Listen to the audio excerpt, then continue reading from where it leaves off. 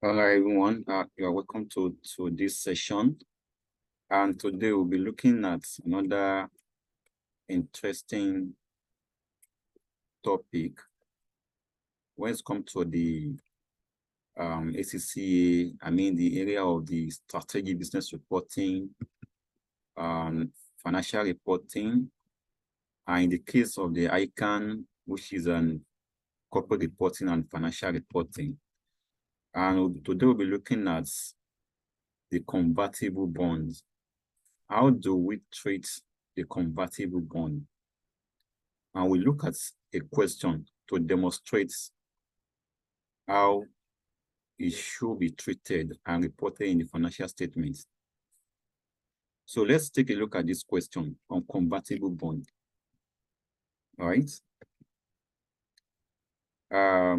So on 1st of October 2006, ACCA issued a convertible bond at par value of $20 million. The bond is redeemable for cash on 30th of September 2008 at par. Bondholders can instead opt for conversion in the form of a fixed number of shares in NICO. Interest on the bonds is payable at a rate of 4% a year in arrears. The interest rates on similar debts without a conversion option is 10%. We are given a discount factors for 4% and that of the 10%. So here's the question that to discuss with suitable calculation on how the convertible bonds should be dealt with in the consolidated financial statement for the year ended 30th September 20x7. So the year end that we are considering here is for September 20x7. And we're told that this bond was issued on 1st of October 20x6, which then means that the beginning of the year for this entity is 1st of October, and the year end is September, right? And the year end that we are considering in this case is 30th of September 20x7. Now, let's take a proper look at this question. The entity ICO issue a convertible bond at a par value of 20 million, right? That means what they are expecting, what they are going to receive as cash in this bond is 20 million. The bond is redeemable for cash on 30th of September 20x8. So which then means that this bond will be paid back on 30th of September 20x8 from 1st of October 20x6 to September 20x7. That is 1 year. From 1st of October 20x7 to 30th of September 20x8, it makes it 2 years. This bond is for 2 years. At the end of the 2 years, it will be paid back. Now we're told that the bondholders can instead opt for conversion in the form of a fixed number of shares. Let's take a note at that word, a fixed number of shares in ILCO, which means that this bondholder, they can opt, they have the option of converting the bond to a fixed number of shares in ILCO, right? So in a question, wherever you see a conversion for a fixed number of shares, it then means that it is an equity instrument. It has an equity instrument in it. When yes, that is what is called a fixed for fixed instrument. Now, the question goes further by saying that the interest on the bond is payable at a rate of 4%. That is, annually, the entity will be paying 4% interest on the bond. That is, in arrears, at the end of each year, it will be paying 4% interest on it. Then, we were also told that the interest rates on similar debts without a conversion option is 10%. So you can see that the interest rate for the debt that will not be converted is going to be 10%, right? So now, how do we treat it? What happened here is what is called a compound financial instrument. That is what the entities just issue, which means that this instrument has the characteristics of both the equity components and the liability components, right? So how do we treat this? So the question is, we are to discuss with suitable calculations how the convertible bond should be dealt with. So let's solve this question now. Let's call this solution. Solution. We are to discuss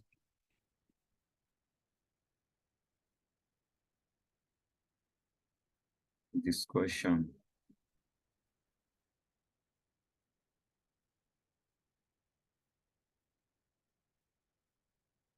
Right. So you can start by saying that ILCO issue compound financial instruments. That is, the instruments has the characteristics of both equity and liability components, right? You can go further by saying that IAS 32 financial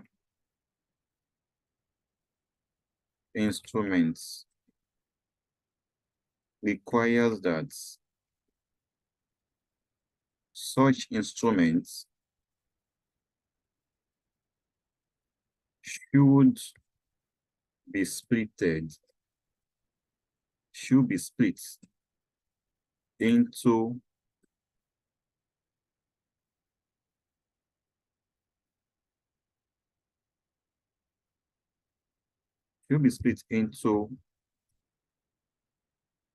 one,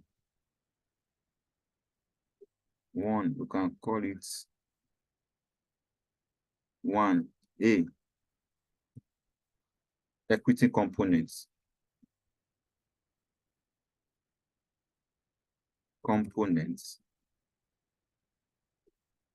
That is obligation to convert the instrument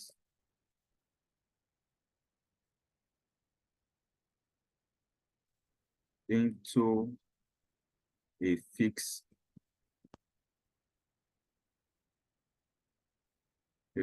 number of shares, right? Because we're told that, if you look at the question here, that if the bondholder can instead opt for the conversion in the form of a fixed number of shares in equal. So that is what makes it an equity component. Then for the liability component, liability, or let me call it financial liability, which is obligation to pay back cash.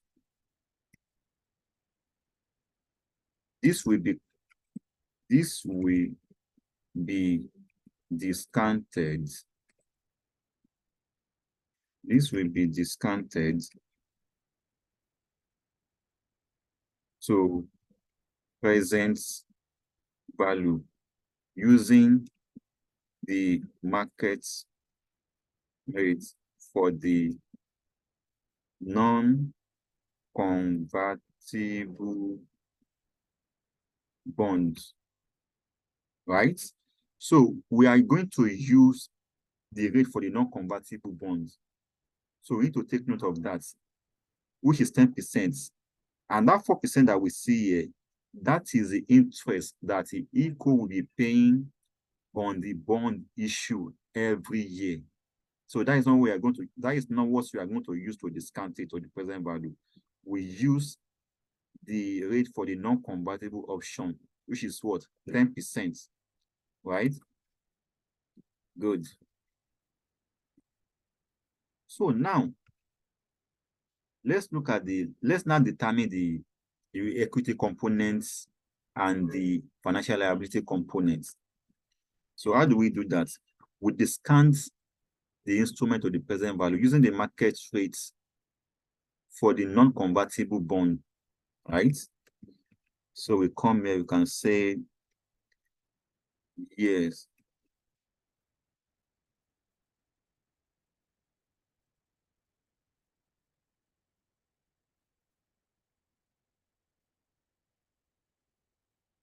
Sorry.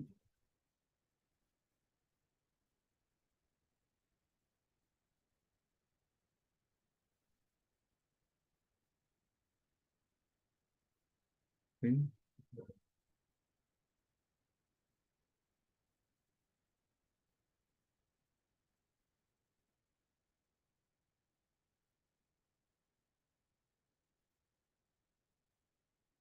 Yeah, right. Um, so we have,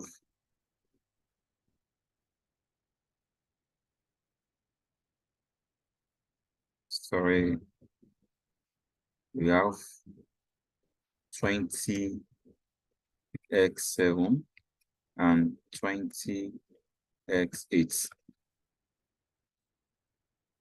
right? We're expecting a cash flow,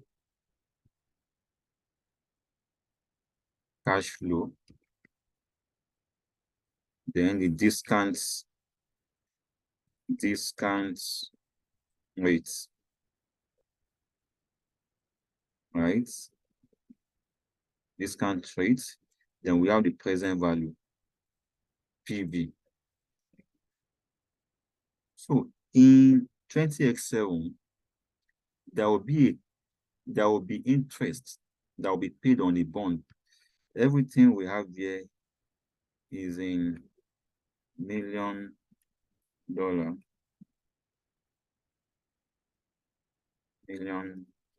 million.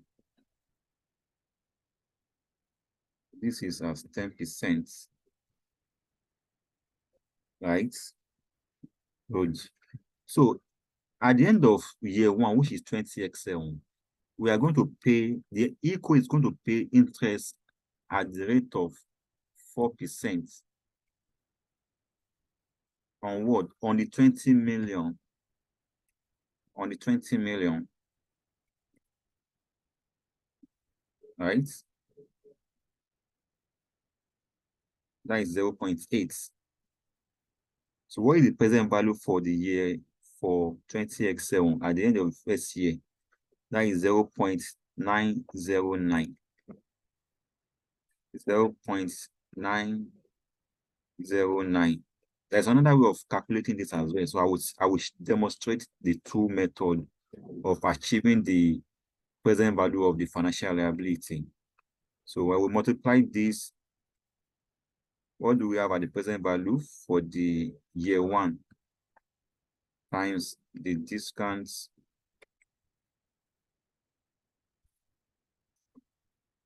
factor? So we have 0.72.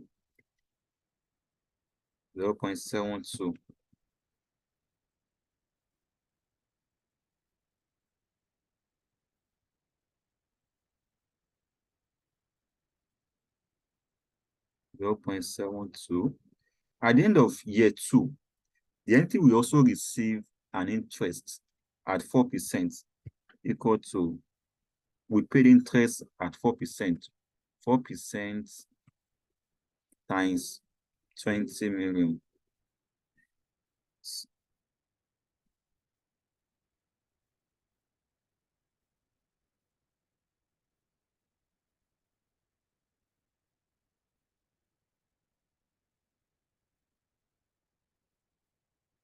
Times 20 is also 0.8 million, right? Discount rate for year 2 is 0.826. 0.826. So what do we have as present value?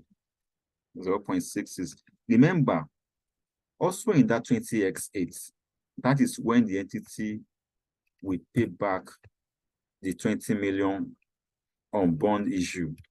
So 20 million. So what is discount factor for 20x8? That is 0.826. So what do we have as the present value? So we now add all this together. What do we have? You have 17.91. 17.91, right? So that is the present value of the liability, right? For us to get the equity component, the equity component is going to be the difference between the cash received on the proceeds and the present value of the financial liability. So we come this way, we say equity is going to be that is different between the cash received and the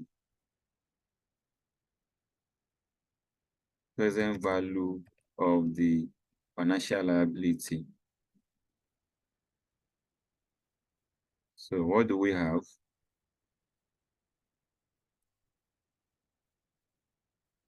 We come here, we say cash received 20, right? 20. So the equity component is going to be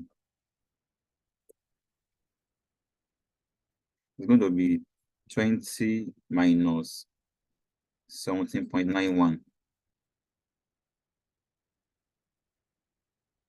So we have 2.1 as the equity component on these instruments, right? Good. There is also another way of determining the present value of this financial liability. But for the purpose of this question, this is the best way to have achieved this financial liability because we have been given the rates, the discounting factor for the rates. So in a situation whereby you are not given this discounting factor, in a situation whereby you are not given the discounting factor, there is a way you can achieve, you can derive this formula, this calculation in another way, and you will see arrive at the same answer. So let me just demonstrate that here. Let me demonstrate that here. Let me see alternatively,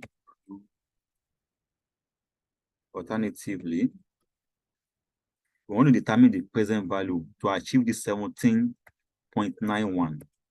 We can say the entity will be paying interest every year. Interest every year for 2 years. And there is a principal, which is 20 million. So entity will be paying interest. So we need to get the discounting factor. It's called this cash flow. discounting factor.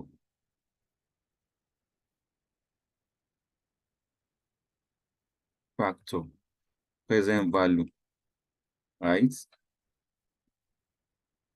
This interest will be paid at the end of every year for 2 years, right? You come here, the interest is 4% times 20. You have 0.8, right? And we have a principal of 20.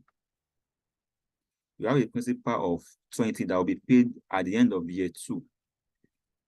So we need to determine, because their discounting factor will be different in the sense that this interest will be received in year 1.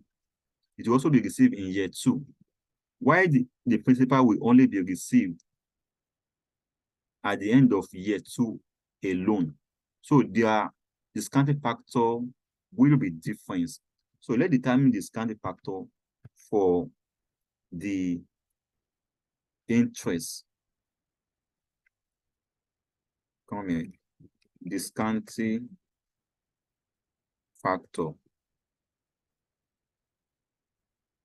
Interest is going to be, we use this formula.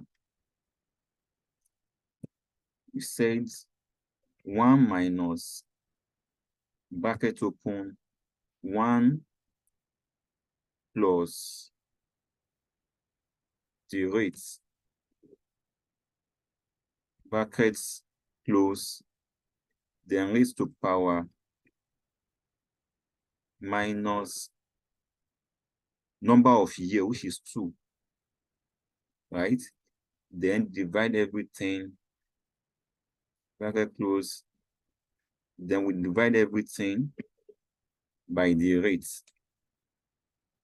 So that is the formula we are going to use. So let's clock in the discounting factor. Now we said equal to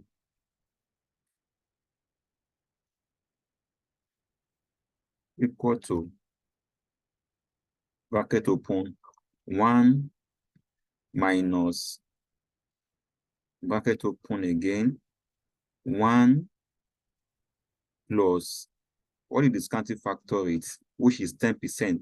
10% is supposed to give us 0.1. 0.1, right? Then bracket close, then raised to power the number of years is going to be 2 years. That is minus 2. Then we close everything. We now divide it by the rate, which is 10%. 10% will give us 10%, that is 10 divided by 100. That will give us 0.1. 0.1. What do we have? You have 1.73. Then for the principal, it's going to be ordinary. It's going to be 1 plus the rates, brackets close, then raised to power minus 2. Raised to power minus 2. That is what we use. So we come here, we say bracket open 1 plus the rate is 10%. 10% will give us 0.1. 0.1. Bracket close, raised to power minus 2. That gives us 0.82. So that is the discounting factor we are going to use here. We come here, we can say this equal to 1.73. Then for the principal, we use 0.82. So we multiply the two together to achieve the present value. 0.8 times 1.73. We have 1.38. For the principal, you have, so by the time we add the two get together, what do we have? we have 17.91. Let's make it to one decimal place. 17.91 is still the same thing. So it's just for the knowledge sake, that's why I did this. But ordinarily, what we're supposed to have used is 0.90 and 0.82 because this has been given to us because of we have to be conscious of time in the examination. Right. So now, having determined the financial liability at initial measurement and the equity components, then we go further by saying that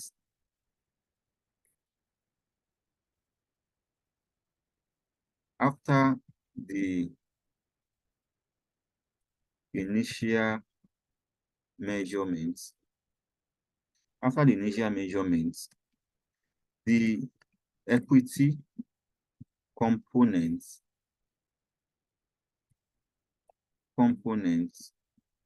will remain unchanged.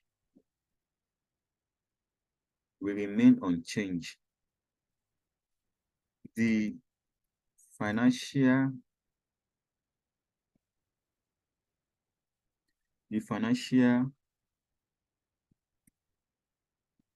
liability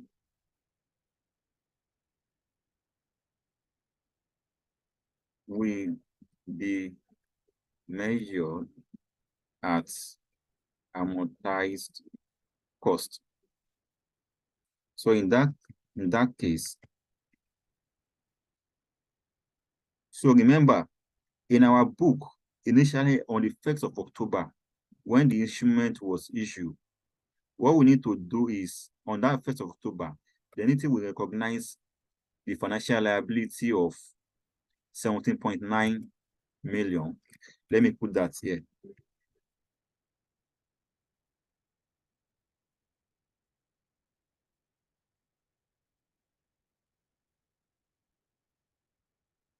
Financial liability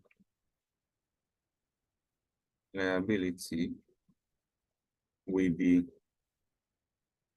17.9 million, while the equity components will be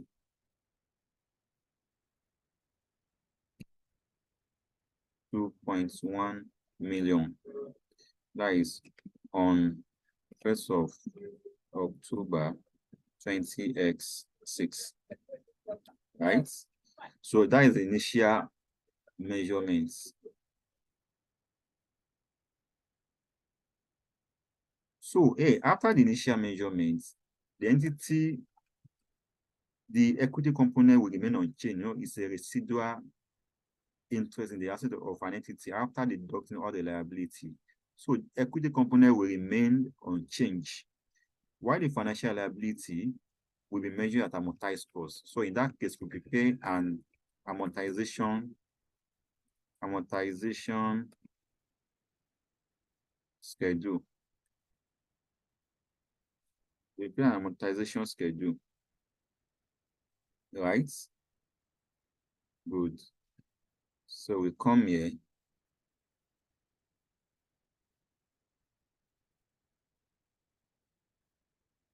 You can call this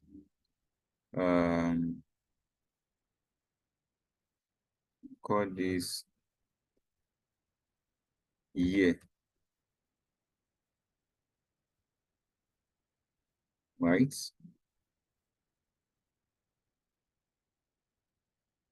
Call this year. We call this opening. We call this finance cost.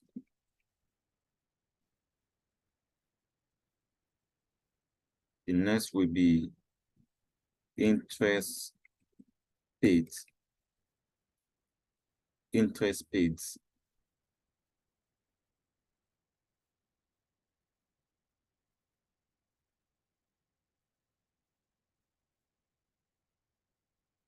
Interest paid.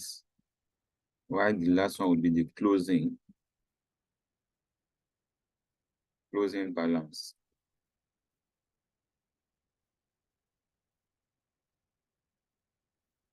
Right. Everything is in $1 million. $1 million.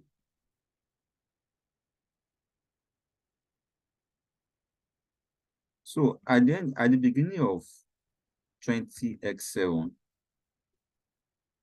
the financial liability is going to be this 17.91, right? Finance cost is going to be what we use to discount the financial liability to the present value, which is 10%, right? So it's going to be, so you need to unwind it back for us to get the finance cost on the instruments. So it's going to be equal to 10% times 17.91. You have 1.72. Then the interest paid on the instruments, the interest that the entity will be paying on the instrument is 4% of 20 million, which is this. That is, the interest on the bond is payable at a rate of 4% a year in arrears, right? So at the end of 20x7, the entity will pay interest at the rate of 4% times 20. That gives us 0.8. So what is going to be our balance? Our balance is going to be the opening balance plus the finance cost minus the interest paid. We have 18.91, right? That is at the end of the year 20x7. Then 20x8. 20x8, what will be our opening balance for 20x8 is going to be the closing balance for 20x7, which is 18.91, right? Our finance cost is going to be the 10% on the opening balance. So we can easily copy this and put it here.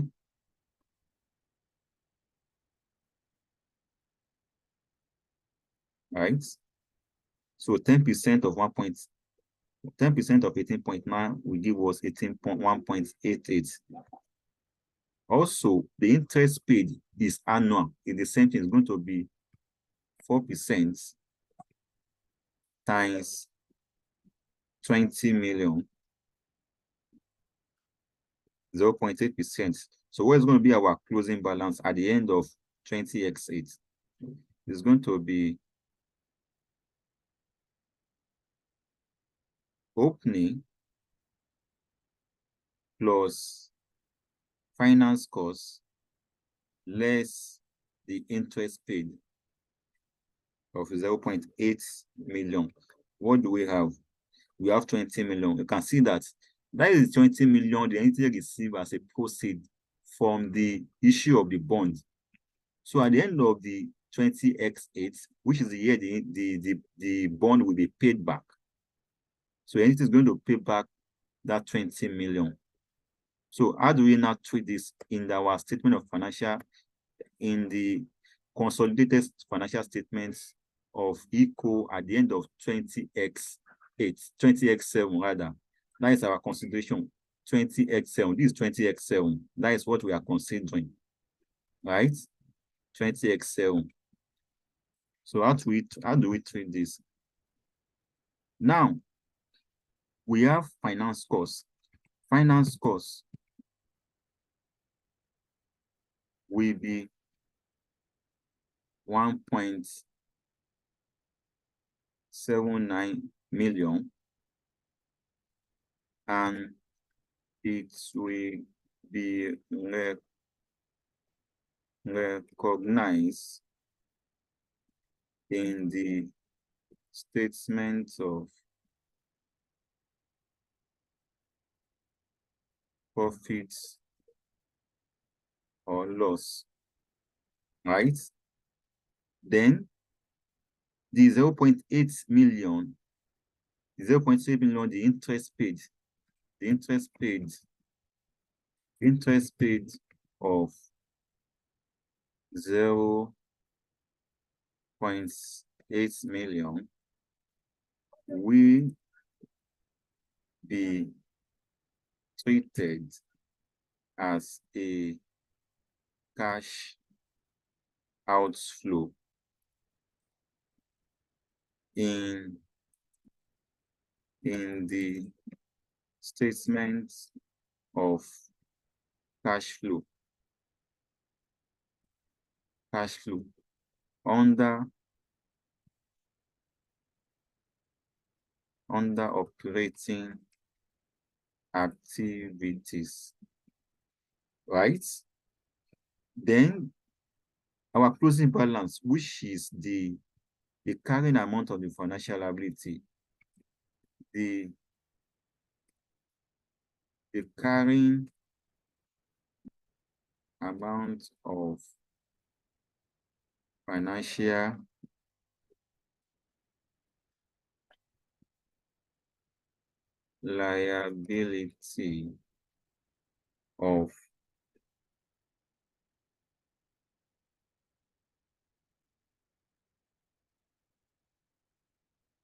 liability of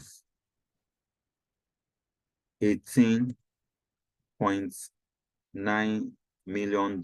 Remember, it's 20x sale that we are considering, is the year end that is under the consideration. The carrying amount of the financial liability of 18.9 million will be recognized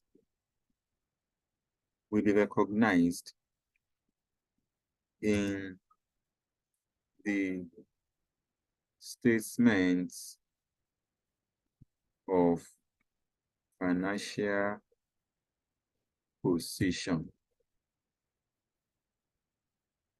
All right. So that is just the solution to this question. So it's as simple as that, right? So remember, in your examination, you need to always be conscious of time that is allocated to the question. No, because I'm explaining that is why it may take up to this time. So that is the solution to this question. And the next time we look at another interesting topic that most candidates see as a challenge. So we look at it together and we solve a question on it. Thank you very much for your time. So if you have any question, you can put it in the comment section. I will respond to them.